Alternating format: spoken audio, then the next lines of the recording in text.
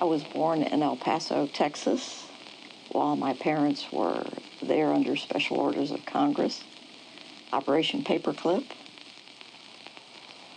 They were living in William Beaumont Annex housing at Fort Bliss with the Werner von Braun team.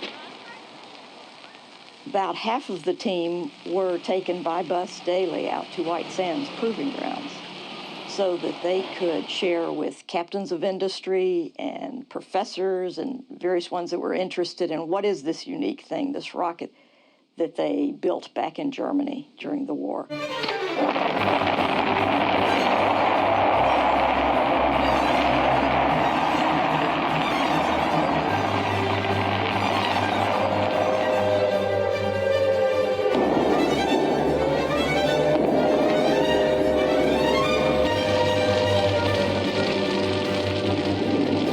There was no answer to the V2. It was so fast and very destructive. I was born in 1936, so I remember the war pretty well. Grew up through the Blitz in Portsmouth. Had my first experience with injury when a V1 came down on my street. It killed all the neighbors and my uncle. It was kind of strange. I'm on the receiving end of the vengeance weapons of Germany, and 20 years later I'm sitting with Werner von Braun in the blockhouse. Von Braun was primarily the V2.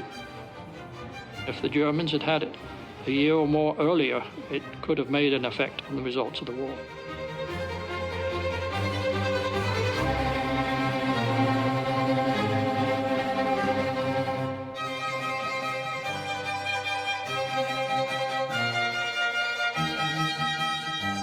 I myself and everybody you see here have decided to go west, and I think our decision was not one of expediency, but a moral decision.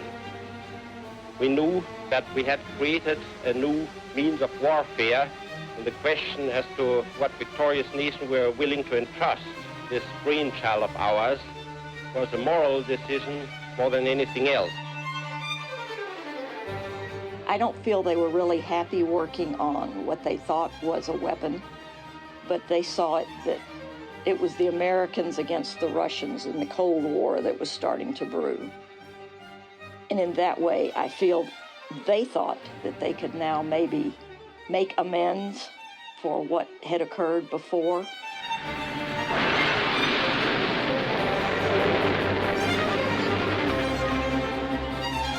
The V2 was streets ahead of its time. That rocket was the foundation for the Redstone rocket. The Redstone stepped into the Jupiter. We then took a Jupiter tank and 8 Redstone rockets and built a Saturn I. Then we took that whole concept and built the Saturn V. And von Braun had his hand in that from day one.